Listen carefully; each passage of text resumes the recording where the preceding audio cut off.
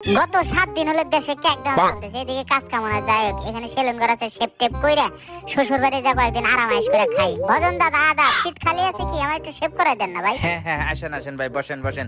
আমি শেভ করার জন্য তো বসে আছি, বসেন এখানে বসেন। হ্যাঁ বসি, হ্যাঁ সুন্দর করে একটা শেপ করাই দিবেন এবং তারই একটু কাটিং কুটিং করে একটু দিবেন। টাকা নিয়ে সমস্যা নাই, টাকা নিয়ে আপনি কোনো চিন্তা করবেন না। আপনার কাছে কি কি শেপ আছে? আমার কাছে ফর্ম শেপ আছে, ক্রিম শেপ আছে, বাদাম শেপ আছে, ফেসকা শেপ আছে। ক্রিম শেপ দেওয়ার প্রয়োজন নেই, তাহলে ফেসকা শেপটা দিয়ে দেন। আচ্ছা দিতেছি, আচ্ছা ঠিক আছে। হ্যাঁ দেখেন দেখেন, ফেসকা শেপ দেওয়ার সময় যেন আবার জানি মোষটা যেন কেটে যায় না। মোষ কিন্তু অনেক কষ্ট করে বড় করছি। মোষগুলো আমি সরিষার তেল দেবো, শ্বশুর বাড়ি যায় সুন্দর করে একটু ব্রাশ ট্রাশ দিয়ে একটু ঘষা মাজা করে দেন, একদম ক্লিন বানায় দেন, যাতে শ্বশুর বাড়িতে গেলে শ্বশুর শাশুড়ি যেন না চিনতে পারে। ঠিক আছে, ঝাড়া মারা দেন একটু। শরীরও কেমন ভালো না, একটু আরামাইশ করতেছে, একটু ম্যাচ ম্যাচ করতেছে, একটু টিপে দেন। খুব আরাম। তো ভজন দা তাহলে আমরা চলে যাই তাহলে। ভাই চলে যাই মানে টাকা দিবেন না?